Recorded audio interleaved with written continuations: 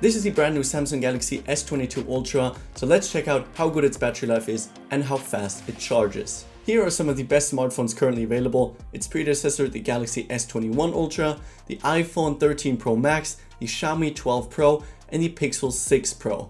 It's going head to head against all of these, so let's check out who has the best battery life and who charges the fastest. Let's jump right in with some YouTube. As always, all of these devices are on the exact same settings with Wi-Fi, Bluetooth, and location enabled, but none of them have a SIM card in them, and of course I matched the brightness on all of them to keep it all fair.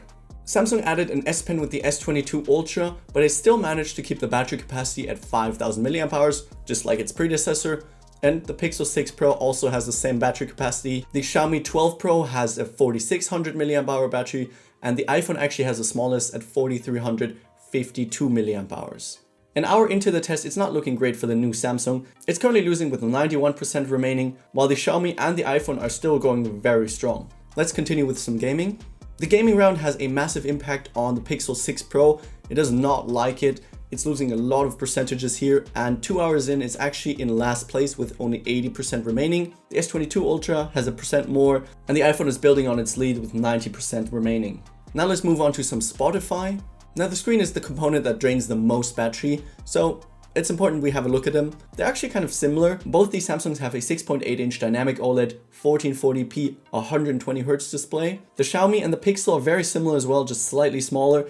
And the iPhone at 6.7 inches has the smallest screen, but not by much, but it also has the lowest resolution. It's not a massive deal, but it does give it a little advantage over the others. Now on the Samsungs you can reduce the screen resolution, which would give them better battery life, but since the others can't do it, I kept them all at max resolution. Now all of these have an LTPO panel, which means they can all automatically vary the refresh rate according to what you're doing on the phone, so it doesn't use any extra battery life when it doesn't need to. They can all go from 120Hz all the way down to 10Hz, except for the brand new S22 Ultra, which can go all the way down to 1Hz. Now I'm not sure if this is going to have a big impact on battery life.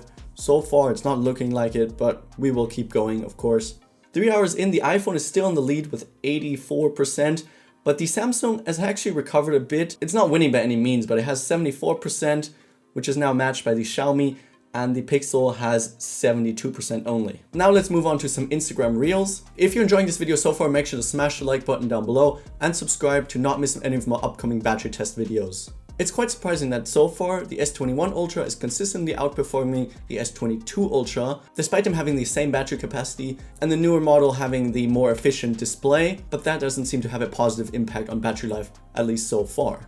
In the last couple of rounds, the Xiaomi wasn't really doing well, edging towards last place. It's now only 1% ahead of the Pixel, which has 2/3 remaining. Now let's move on to some camera testing, and this is a very intense round. We're going to start off with some 1080p 60fps video, then take some photos, and then we're going to move on to some 4K video recording. This will drain the battery a lot, but it's definitely very interesting to see, as the camera is one of the main features nowadays on flagship smartphones. And the results really show the massive impact the camera has on battery life. The iPhone did extremely well, losing only 8%, closely followed by the S22 Ultra, which only lost 9%, which is a very good result. Its predecessor, the S21 Ultra, lost a lot more. It lost 13%, which means it's now tied with the S22 Ultra. The Pixel and the Xiaomi didn't do well either. They lost 13 and 14% respectively, which means they're now tied in last place at 54%. Now we're going to jump into some Twitch streaming. And 5 hours in, there's a clear trend developing. The iPhone is still dominating with 61% remaining, and it has a massive 12% gap over the second place, which has now been reclaimed by the S21 Ultra. In third place is the S22 Ultra, the Pixel in fourth place, and in last place by quite a bit now is the Xiaomi. Now I want to test the performance of them, as they all have different chipsets. The Pixel has its custom Tensor chip. The Xiaomi has the brand new Snapdragon 8 Gen 1. The iPhone has the very impressive A15 Bionic chip. The S21 Ultra has the Exynos 2100. And the S22 Ultra, the Exynos 2200. I'm in Europe, so I get the international models of these devices, which means I get the Exynos chips instead of the Snapdragon models, which are available in other parts of the world. In Geekbench, the results are quite interesting, but unfortunately very underwhelming for the new S22 Ultra. It narrowly beats out its predecessor, doesn't seem like an upgrade. Its Snapdragon counterpart, the 8 Gen 1, outperforms it slightly, so it's quite unfortunate if you live in a place where Samsung only sells the inferior Exynos models, like I do. The Tensor chip can't really keep up with any of them, but the A15 Bionic still destroys all of them, at least in Geekbench. In the graphics department, it is looking quite a bit better for the Samsung chips. Both the S22 Ultra and the S21 Ultra beat out the Snapdragon 8 Gen 1, which is surprising, and even the Tensor chip beat it. However, the iPhone is still crushing all of its competition. In the 3D Mark benchmark, the iPhone is still dominating. Unfortunately, there's only a minor improvement of the new Samsung chip, and it falls short in comparison to the Snapdragon one. Let's still test out Antutu as it gives a different representation of the device's performance. And here the S22 Ultra actually does a very good job. It has a massive gain over its predecessor and is also very close to the iPhone's chip, which is very impressive.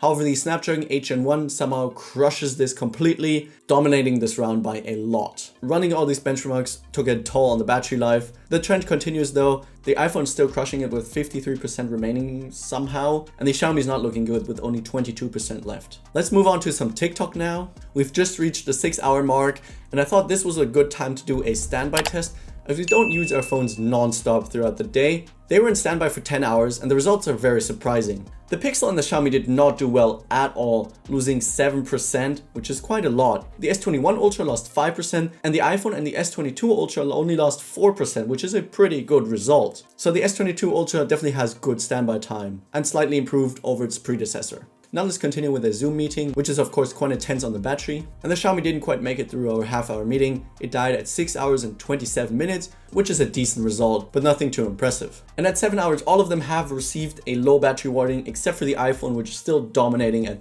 36% remaining. The Pixel is not looking good. It's gonna die very soon. We're gonna move on to some web browsing. And then 7 hours and 8 minutes, the Pixel ran out of juice. Again, nothing too impressive, but the battery life is not bad by any means. We're approaching the 8-hour mark and both these Samsungs are on single digits only. And in 8 hours and 5 minutes, the S22 Ultra died, which is a good result. Definitely better than the Pixel and the Xiaomi, of course, but unfortunately slightly worse than its predecessor, the S21 Ultra, which lasted 12 minutes longer. Granted, that isn't a big difference, but it's still unfortunate that the newer model doesn't outperform the older model. Still, they both have one of the best battery lives available on any Android phone, but the iPhone is running on iOS, of course, and it still has a crazy 24% remaining, which is just insane. I'm gonna speed up the rest because it took a while. It didn't just make it past the 9-hour mark, it made it past the 10-hour mark, and at 10 hours and 44 minutes, it finally died, which is just insane and shows that the iPhone 13 Pro Max is still the battery life king. It lasted a crazy 2.5 hours longer than the second place in this battery test, which is just mind-blowing. So if battery life is what you value most, the iPhone 13 Pro Max is the way to go. But of course, we're not done yet. Now that they've all run out of battery, we're gonna do a charging test, and this is a chance for the Xiaomi to redeem itself. It has by far the fastest charging at 120 watts, which is just out of this world and so much more than any of the other devices. The iPhone has the least amount of watts at 20 watts officially supported, 25 watts on the S21 Ultra, 30 watts on the Pixel, and 45 watts on the S22 Ultra. A big jump over its predecessor, nearly double. But of course, with all of them, you will have to purchase a charging brick separately, except for the Xiaomi, which includes it in a box, which is awesome. And as you can see, it's not even a fair fight. The Xiaomi is just dominating so much. 15 minutes in, it has nearly 80% charged, while the Pixel only has a quarter of that charged.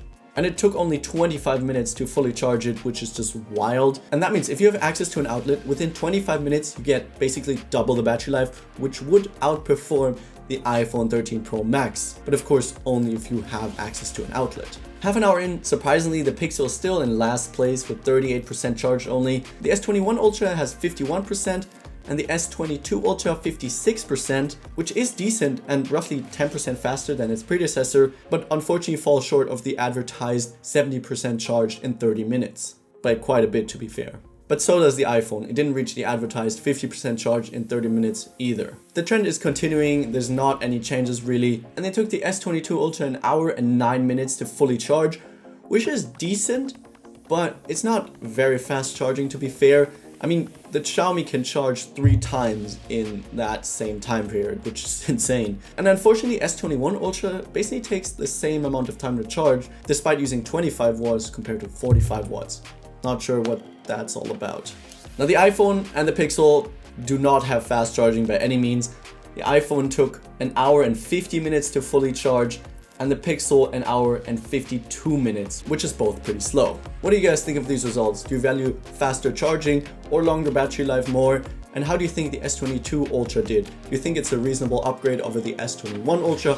Let me know your thoughts down below. Make sure to smash the like button and subscribe down below to not miss any of my upcoming Samsung Galaxy S22 content. Watch these two videos next, and I'll catch you guys in the next one.